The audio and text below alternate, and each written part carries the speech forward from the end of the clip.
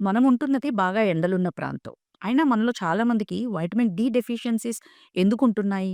Hair fall సమస్యతో మన crowns aesthetic సొల్యూషన్స్‌కి వచ్చిన దాదాపు 90% మందిలో వైటమిన్ డి డెఫిషియన్సీ ఉండడం గమనించాల్సిన విషయం. మనం ఉండేదేమో బాగా ఎండగల ప్రాంతం.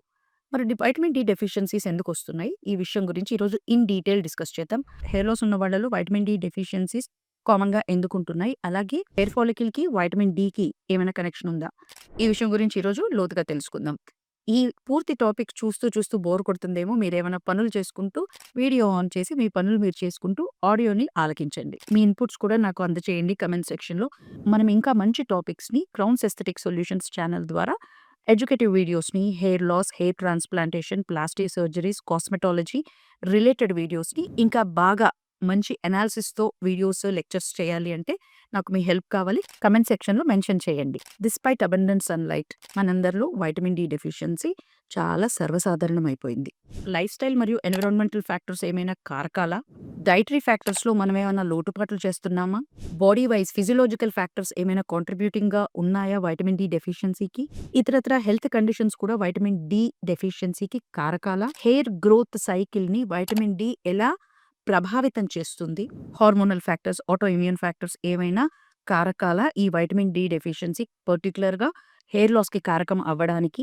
డెఫిషియన్సీస్‌ని మరి ఎలా అడ్రెస్ చేయాలి?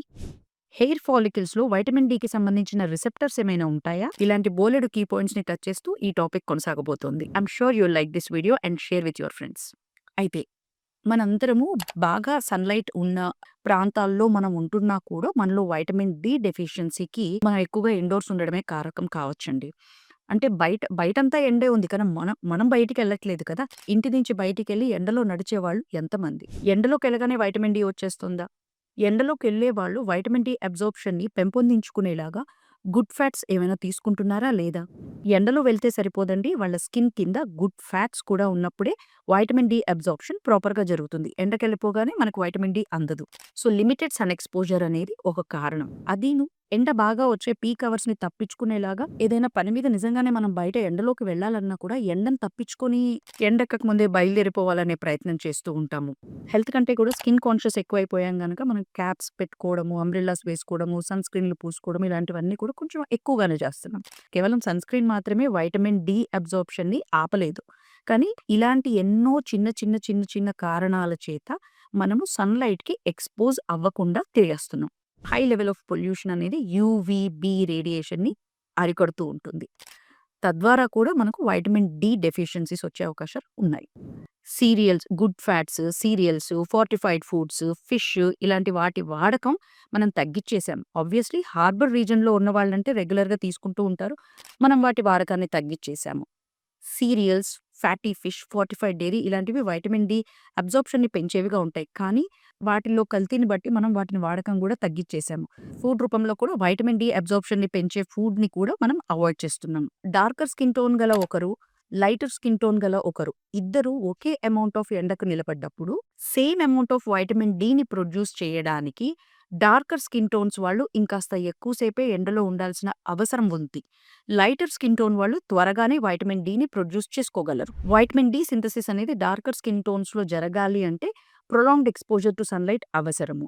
అదే లైటర్ స్కిన్ వాళ్ళకి అంత డ్యూరేషన్ అవసరం లేకుండానే వైటమిన్ డికి తగిన అబ్జార్ప్షన్ లెవెల్స్ పెరుగుతాయి. అంత ఎక్కువగా డ్యూరేషన్ అవసరం లేకుండానే లైటర్ స్కిన్‌లో వైటమిన్ డి సింథసిస్ అనేది ఈజీగానే జరిగిపోతూ ఉంటుంది. అలాగే ఓల్డర్ అడల్ట్స్‌లో అంటే పెద్ద వయసు గల వాళ్ళలో స్కిన్ థిన్నింగ్ అనేది ఒకటుంటుంది. గుడ్ ఫ్యాట్ లాస్ ఎక్కువగా ఉంటుంది కనుక వాళ్ళల్లో కూడా వైటమిన్ డి అబ్జార్ప్షన్ కష్టమైపోతూ ఉంటుంది. ఎక్సెస్ బాడీ ఫ్యాట్ ఉన్నా అంటే బ్యాడ్ కొలెస్ట్రాల్ ఉన్నా గుడ్ కొలెస్ట్రాల్ తక్కువున్నా కూడా వైటమిన్ డి అబ్జార్ప్షన్ కష్టతరమైపోతుంది. వైటమిన్ డిని యాక్టివ్ ఫార్మ్‌లోకి మార్చుకోగల కెపాసిటీ ఇలాంటి కండిషన్స్‌లో మన బాడీలో తగ్గిపోతూ ఉంటుందన్నమాట. కొన్ని కిడ్నీ అండ్ లివర్ డిసీజెస్ ఉన్న వాళ్ళలో కూడా వైటమిన్ డి డెఫిషియన్సీ అనేది ఎక్కువగా ఉంటుంది. సరే అయితే వైటమిన్ డి జుట్టు రాలడానికి కారణం ఎలా అవుతుందనేది ఇప్పుడు చూద్దాం. హెయిర్ గ్రోత్ సైకిల్ విన్నాం కదా మనం. అనజెన్, కెటజెన్, టీలోజెన్ అని ఇలా ఫేజెస్ ఉంటాయి.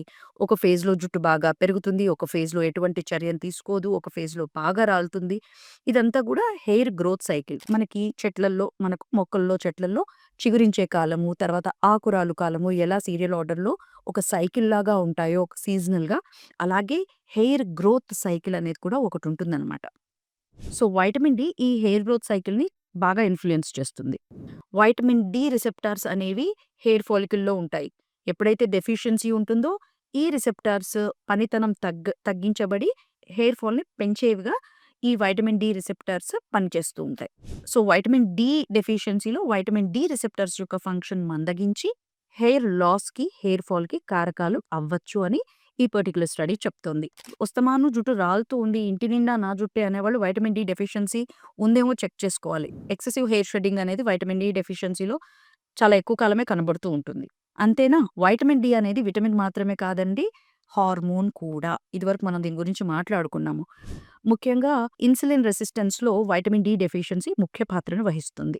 అలోపేషియా ఏరియేటా లాంటి కండిషన్స్ అంటే పేను కొరుకుడు సమస్యల వాళ్ళల్లో కూడా వైటమిన్ డి సప్లిమెంటేషన్ ప్రాపర్‌గా తీసుకున్నప్పుడు చాలా త్వరగా ఇతరత్ర ట్రీట్మెంట్ యాక్షన్ కనిపించడం అనేది, బాడీలో ఇన్‌ఫ్లమేటరీ ప్రాపర్టీస్ తగ్గి మెరుగవ్వడం అనేది కొన్ని స్టడీస్‌లో గమనించారు. సో, ఇలాంటి పరిస్థితుల్లో vitamin D supplements, fortified foods ఎంతగానో హెల్ప్ అవుతాయి. హెయిర్ ఫాలికల్ యొక్క ఔటర్ రూట్ షీత్ దగ్గర వైటమిన్ డి రిసెప్టార్స్ ఉంటాయి. సో, ఒక ఫేజ్ నుంచి ఒక ఫేజ్‌కి అనజెన్, కెటజెన్, టీలోజెన్ ఫేజెస్ నుంచి ఒక ఫేజ్ నుంచి మరొక ఫేజ్‌కి ఈ ట్రాన్సిషన్‌లో వైటమిన్ డి రిసెప్టార్స్ రెగ్యులేటింగ్ బాడీస్‌గా పనిచేస్తూ ఉంటాయి. స్టెమ్ సెల్ డిఫరెన్షియేషన్‌లో కూడా వైటమిన్ డి రిసెప్టార్స్ వైటల్ రోల్‌ని ప్లే చేస్తాయట. ఎన్నో హెయిర్ రిలేటెడ్ డిజార్డర్స్‌లో వైటమిన్ డి అనేది చాలా ప్రాముఖ్యమైన రోల్‌ని ప్లే చేస్తుంది. ఏ మెకానిజం త్రూ ఈ వీడిఆర్ రిసెప్టర్స్ ట్రాన్సిషన్ పైన ఈ అనజెన్ టు కెటజెన్ ట్రాన్సిషన్ మీద ఈ వీడిఆర్ రిసెప్టర్స్ ఏ మెకానిజం త్రూ యాక్షన్ చూపిస్తున్నాయి, ఇంకా ఏమేమి పొటెన్షియల్ అప్లికేషన్స్ ఉన్నాయి అనేది ఇంకా స్టడీస్‌లో తేలాల్సి ఉన్నది. సో, ప్రస్తుతానికైతే వైటమిన్ డికి, హెయిర్ లాస్‌కి చాలా స్ట్రాంగ్ కనెక్షనే ఉంది. ఎప్పుడైనా హెయిర్ రిలేటెడ్ ఇష్యూస్ ఉన్నప్పుడు vitamin D test, blood through test చేయించుకోండి. సో, ఇంకా ఫర్దర్ స్టడీస్‌లో వైటమిన్ డి డెఫిషియన్సీకి, హెయిర్ లాస్‌కి ఇంకా ఏమేం ముఖ్యమైన విషయాలున్నాయనేది ఫర్దర్ స్టడీస్‌లో తేలాల్సి ఉన్నది. ఈ వీడిఆర్ అనేది ఒక ప్రోటీన్. వైటమిన్ డి యొక్క యాక్టివ్ ఫార్మ్‌కి బైండ్ అవ్వడానికి ఈ వీడిఆర్ చాలా అవసరం. చాలా జీన్ యాక్టివిటీలో, ఎన్నో బయోలాజికల్ ప్రాసెస్‌లో కూడా ఈ వీడిఆర్ రోల్ చాలా డెప్త్‌లోనే ఉంది. ఇమ్యూన్ రెస్పాన్సెస్‌ని రెగ్యులేట్ చేయడంలోనూ, కాల్షియం అండ్ బోన్ హెల్త్ అసోసియేషన్‌లోనూ ఈ వీడిఆర్ యొక్క పాత్ర చాలా డీప్‌గానే ఉంటోంది. బోన్ సెల్స్‌లో, ఇమ్యూన్ సెల్స్‌లో, టీ సెల్స్ అండ్ మాక్రోఫేజెస్‌లో, కిడ్నీలో, పారాథైరాయిడ్ గ్లాండ్స్‌లో, హెయిర్ ఫాలికల్స్‌లో ఈ వీడిఆర్ పాత్ర, వైటమిన్ డి పాత్ర చాలా పెద్దది. So, for more such information visit us at Crowns aesthetic solutions. ఈ వీడియో మీకు నచ్చిందని అనుకుంటున్నాను. ఫ్రెండ్స్‌కి షేర్ చేయండి. చాలా తక్కువ లైక్స్ వస్తున్నాయి. మన ఛానెల్‌లో ఇంకా ఎడ్యుకేటివ్ వీడియోస్ మరిన్ని చేయాలంటే మీ సపోర్ట్ నాకు చాలా అవసరం. మీ సపోర్ట్‌ని లైక్స్ ద్వారా, కామెంట్స్ ద్వారా తెలియజేయండి.